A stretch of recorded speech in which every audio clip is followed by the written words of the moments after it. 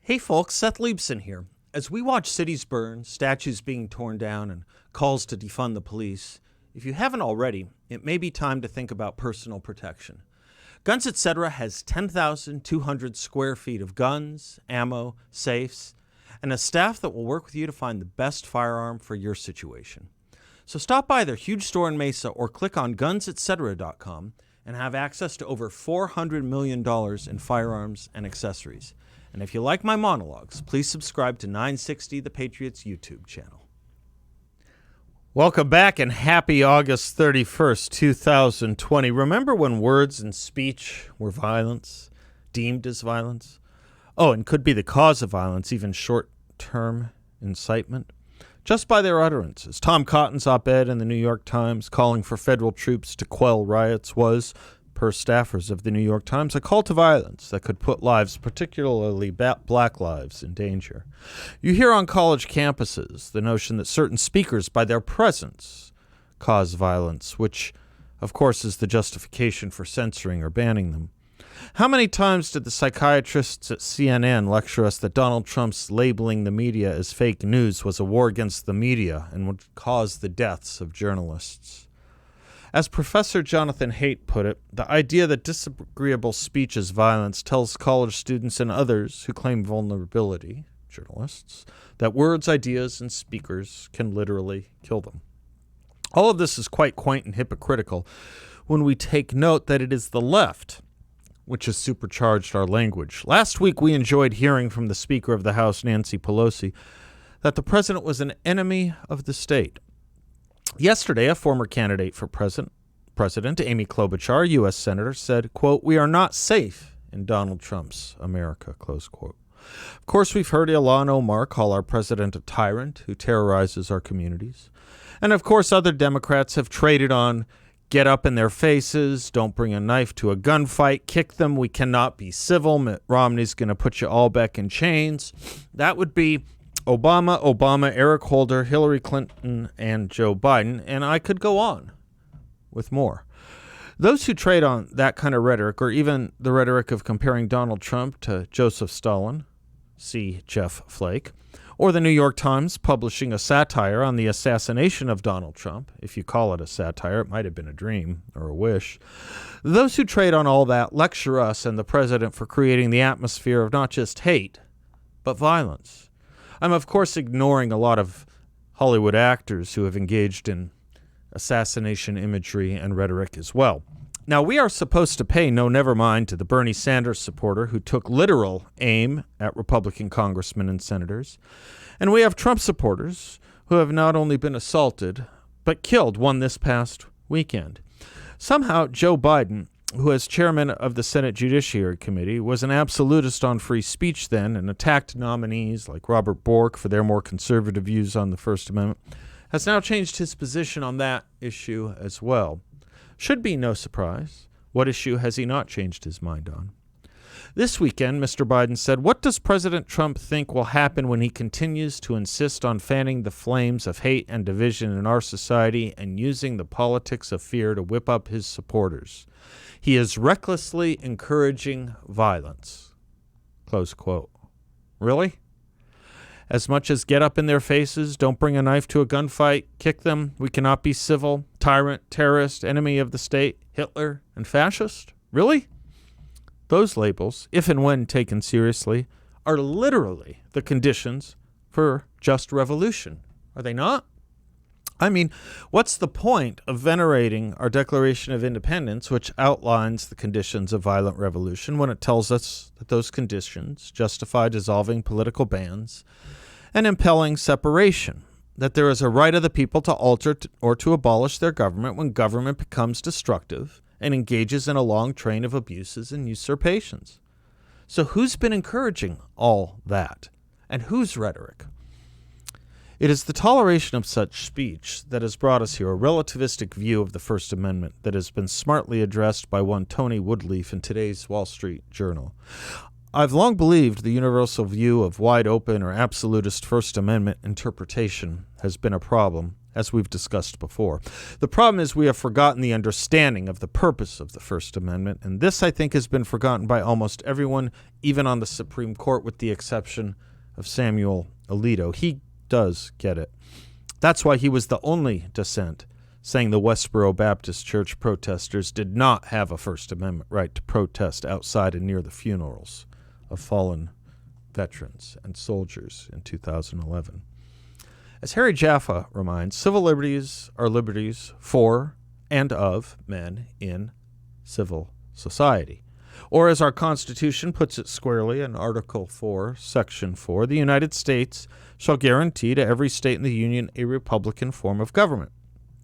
Don't forget that. This is key. Our country is not, our founding was not neutral on what kind of government we may have. This is why Professor Walter Burns is right and former Supreme Court Justice Oliver Wendell Holmes is wrong. Holmes wrote in a case called Gitlow, "Eloquence may set fire to reason. If in the long run the beliefs expressed in proletarian dictatorship are destined to be accepted by the dominant forces of the community, the only meaning of free speech is that they should be given their chance and have their way." Close quote. Well, is that what the founders intended? A constitution yielding to proletarian dictatorship and country where all men are not equal? Of course not. And that's why I recited Article 4, Section 4 a few moments ago. Abraham Lincoln put it this way in 1861. Must a government of necessity be too strong for the liberties of its own people, or too weak to maintain its own existence? The asking is the answering. So the point of the First Amendment, like the whole of the Constitution, must ask, mustn't it, what is the point of free peoples and a free government? As Jaffa puts it, a free government rests upon the consent or opinion of the governed. Law is an expression of opinion, and the opinion upon which the law rests is more fundamental than the law itself. The men who founded our system of government were not moral or political relativists.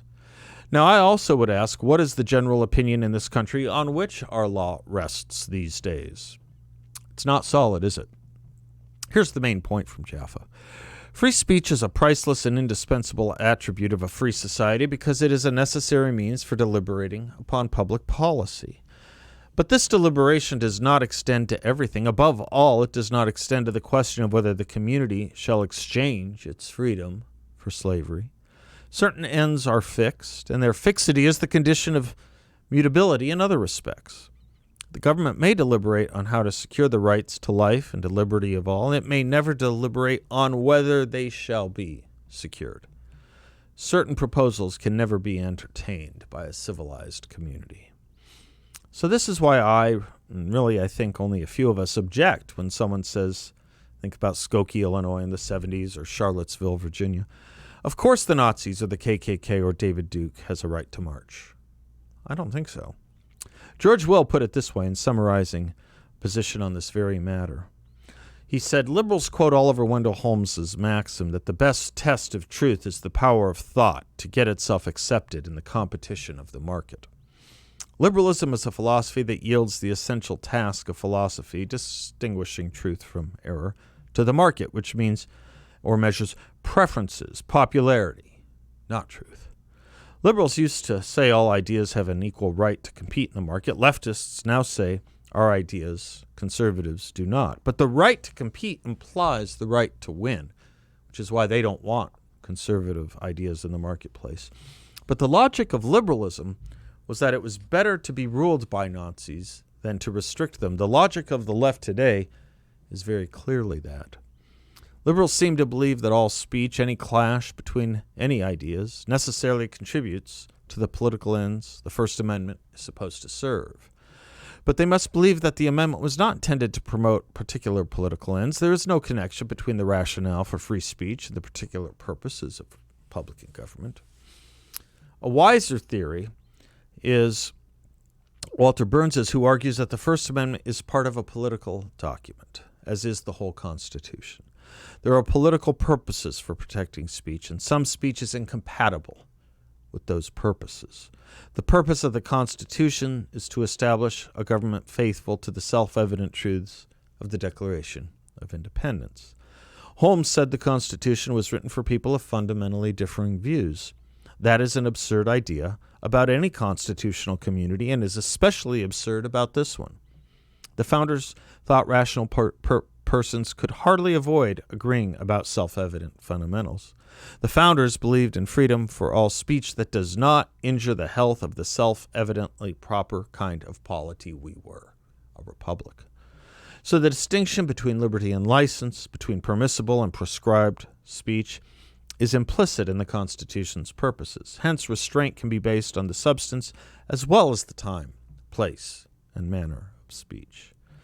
Walter Burns argues it is bizarre to say that the Constitution, a document designed to promote particular political ends, asserts an equality of ideas. There is no such thing as an amoral Constitution, neutral regarding all possible political outcomes. Now, of course, restricting speech can be dangerous, but one is forced to ask, why is there a violent Antifa movement in the first place? Who told these young militants that fascism was here in America and needed fighting? Well, of course, the intellectual left, the professoriate, and so many elected leaders. Was it not Nancy Pelosi who called federal agents stormtroopers only last month? That's a reference to Nazis. Was it not Nancy Pelosi who said Republicans were offering her a Sophie's choice only 3 weeks ago? That's a Nazi reference. I could move down the ladder to other members of the Democratic Party, but why bother when you get it from the Speaker of the House of Representatives, which last time I checked was not dissolved any more than Ilhan Omar's speech has been muzzled or bridled, though she says our president is a tyrant who continues to tyrannize. The problem, it turns out, is not necessarily speech, but unlearned speech. The problem is not necessarily political philosophy and history, but people misunderstanding and misusing political philosophy and history. The concern once was that if you allowed Nazis to march, people could be killed if they ever gained or took power. The concern today is that people don't any longer know what a Nazi is, any more than they understand what dangers communism brings. And people are getting killed. Turns out if you want a true anti-fascist movement, it would be the movement that wants to save our Constitution. It would be the movement that is called fascist, tyrannist, and all the rest by the left. Because we forgot something. Just because someone says something, it does not make it true. But we forgot something else as well. Once you make a people ignorant, they will believe almost anything, or can be made to believe almost anything. And that is not a new trick of the left. It is, perhaps, their oldest strategy. So when you have what seems like a revolution in the streets, ask yourself, who told these rioters? Who encouraged them with the symbolism and imagery and vocabulary that they live under a government that should be subject to violent revolution?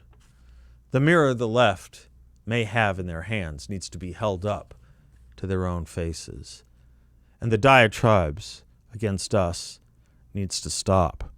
That is what has encouraged the violence we see today. I'm Seth Loops, and we'll be right back.